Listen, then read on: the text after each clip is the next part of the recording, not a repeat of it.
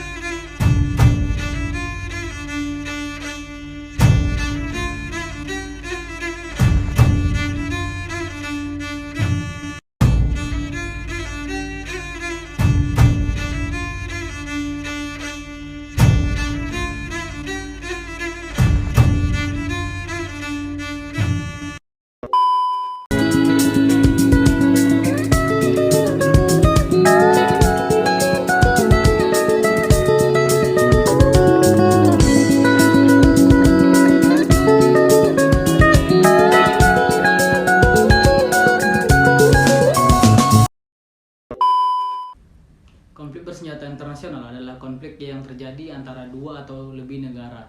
Hukum humaniter internasional atau HI merupakan peraturan yang ditunjukkan untuk melindungi, maka HI diterapkan untuk situasi konflik bersenjata. HI menerapkan peraturan yang mengatur konflik bersenjata. Tidak diperlukan deklarasi perang atau resmi untuk pengakuan atas situasi tersebut. Ada konflik bersenjata internasional dan konsekuensinya. Kemungkinan penerapan hukum humaniter internasional dalam situasi ini bergantung pada apa yang sebenarnya terjadi di lapangan. Hal ini didasarkan pada kondisi faktual. Selain konflik bersenjata antar negara yang bisa terjadi, protokol tambahan pertama memperluas definisi konflik bersenjata internasional hingga mencakup konflik bersenjata di mana masyarakat berperang melawan dominasi kolonial, penduduk asing atau rezim rasis dalam rangka melaksanakan hak mereka untuk menentukan nasib sendiri atau bisa disebut dengan perang nasional. Adapun Rusia, Ukraina, dan Belarusia membentuk CIS atau Commonwealth of Independent States. Namun, perpecahan terjadi. Ukraina menganggap bahwa CIS adalah upaya Rusia untuk mengendalikan negara-negara di bawah Kekaisaran Rusia dan Uni Soviet. Kemudian, pada Mei tahun 1997, Rusia dan Ukraina menandatangani perjanjian persahabatan. Hal tersebut adalah upaya untuk menyelesaikan ketidaksepakatan. Rusia diizinkan untuk mempertahankan kepemilikan mayoritas kapal di armada Laut Hitam yang berbasis di Crimea, Ukraina. Rusia pun harus membayar Ukraina biaya sewa karena menggunakan pelabuhan Sevastopol. Hubungan Rusia dan Ukraina memanas sejak tahun 2014.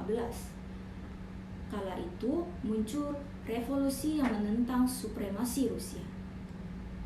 Kemudian, masa anti pemerintahan berhasil melengsarkan mantan presiden Ukraina yang pro terhadap Rusia, Viktor Yanukovych. Kerusuhan bahkan sempat terjadi sebelum berdamai di tahun 2015 dengan kesepakatan Minsk. Revolusi juga membuka keinginan Ukraina bergabung dengan Uni Eropa dan NATO. Ini mengutip Al Jazeera, membuat Putin marah karena prospek berdirinya pangkalan NATO di sebelah perbatasannya. Hal ini juga didukung makin eratnya hubungan sejumlah negara Eropa Timur dengan NATO, sebut saja Polandia dan negara-negara Balkan. Saat Yanukovych jatuh, Rusia menggunakan kekosongan kekuasaan untuk mencaplok Crimea di tahun 2014. Rusia juga mendukung separatis di Ukraina Timur, yakni Donetsk dan Luhansk, untuk menentang pemerintahan Ukraina. Baik, jadi penyebab dari perang antara Rusia dan Ukraina itu semua berawal dari Presiden Rusia, yaitu Putin.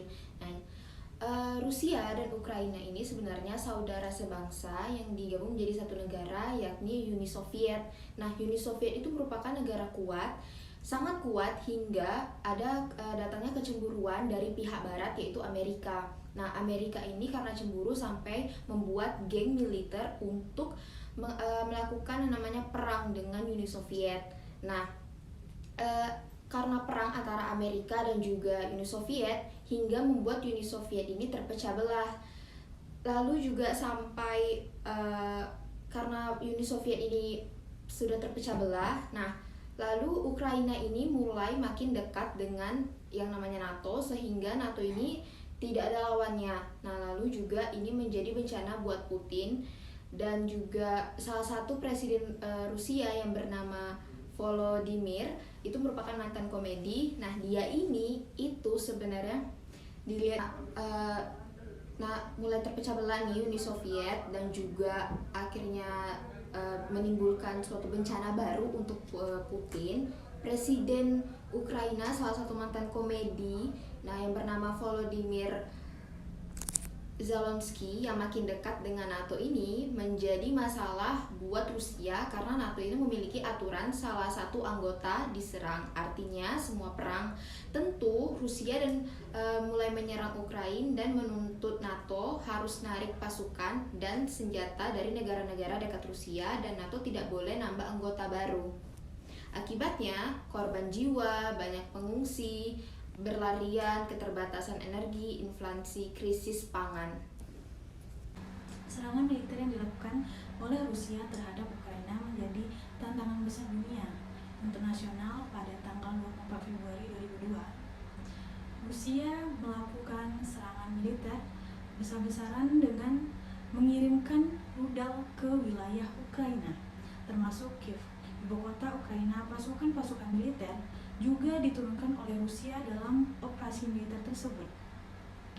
Ketidakstabilan hubungan diplomatik dan konflik yang terjadi antara kedua negara sudah berlangsung pasca Uni Soviet runtuh sejak Ukraina mendeklarasikan kemerdekaannya negara pada tanggal 24 Agustus 1991. Rusia dan Ukraina mulai menjadi hubungan diplomatik yang disusul dengan beragam kesepakatan, perjanjian, dan kerjasama di tahun-tahun berikutnya.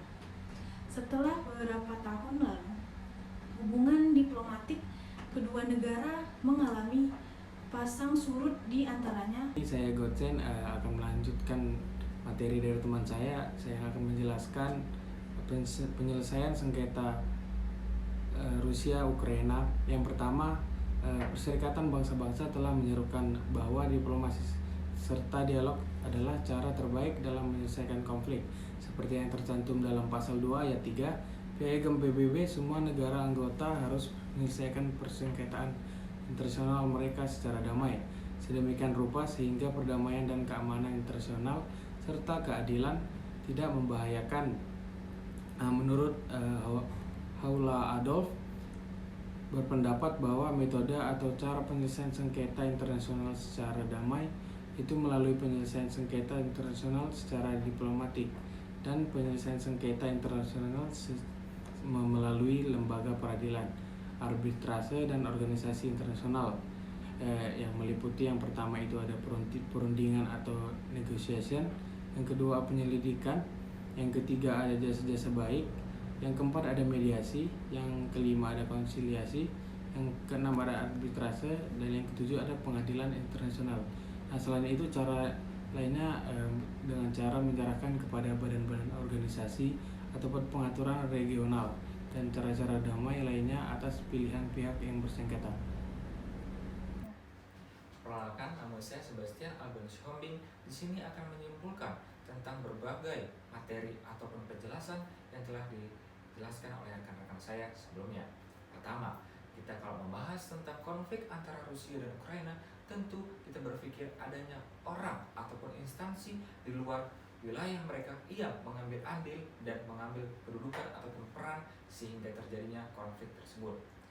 Merujuk dari latar belakang serta sejarah lahirnya mereka akan perpecahan atau runtuhnya dari Uni Soviet yang menjadikan kedua belah negara ini menjadi dua kubu yang berbeda. Seperti yang kita ingat bahwasanya terjadinya konflik antara Rusia dan Ukraina lahir dari ajakan atau keinginan Ukraina untuk bergabung di dalam keanggotaan NATO. Seperti yang kita ketahui akan penjelasan yang telah disampaikan oleh rekan saya bahwasanya adanya pergantian kepemimpinan yang telah dilengserkan oleh wilayah Ukraina tersebut. Kepemimpinan Ukraina yang sekarang memiliki rezim yang berbeda antara kepemimpinan yang sebelum-sebelumnya. Maka dari itu di kepemimpinan sekarang mereka lebih pro akan ke wilayah barat Eropa, sehingga keinginan NATO ingin menarik Ukraina untuk masuk merupakan hal yang tidak diinginkan oleh Rusia. Karena apa? Karena dapat membuat peran Rusia menjadi terpindahkan ataupun tidak adanya peran utama lagi Rusia untuk dapat mengekspor ataupun menyuplai gas di wilayah Eropa tersebut. Maka ada 3 hal ataupun 3 dasar pokok akan konflik yang terjadi antara Rusia dan Ukraina. Yang pertama, adanya geopolitik. Yang kedua, adanya geodemografis. Dan yang ketiga, adanya sosiopolitik. Dari ketiga ini, tentu saja bukan hanya 2 negara ini yang berkonflik, namun adanya hal-hal ataupun instansi di luar wilayah tersebut yang ingin mencampuri ataupun mengambil keuntungan antara kedua belah pihak tersebut. Maka penyelesaian yang ditawarkan ataupun yang dilakukan oleh berbagai instansi ataupun berbagai organisasi. Yang pertama, wilayah ataupun negara kita sendiri, Indonesia. Indonesia berperan penting juga di dalam penyelesaian, melakukan diplomasi ataupun melakukan sebuah percakapan perundingan antara kedua belah pihak. Yang kedua, PBB, Perserikatan Bangsa-Bangsa, memiliki hak yang penting, hal yang utama dalam menyelesaikan konflik tersebut. Dan yang ketiga, organisasi internasional. Dari berbagai ini dilakukan yang pertama perundingan, yang kedua negosiasi, dan yang ketiga adanya God Office, ataupun yang keempat adanya negosiasi ataupun mediasi. Dan berbagai upaya yang dilakukan belum mencapai ataupun belum menggapai akan satu suara akan kepentingan 2 negara tersebut.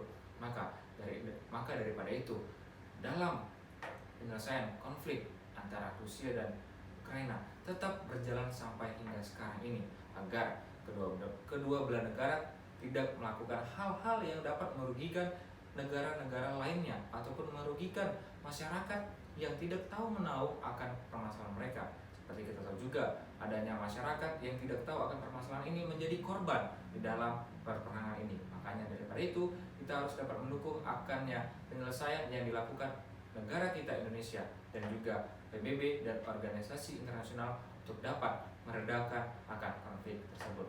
Sekian dari saya, terima kasih. Sekian dari hasil video kelompok kami. Apabila ada kekurangan dan kesalahan kata, mohon dimaafkan. Terima kasih.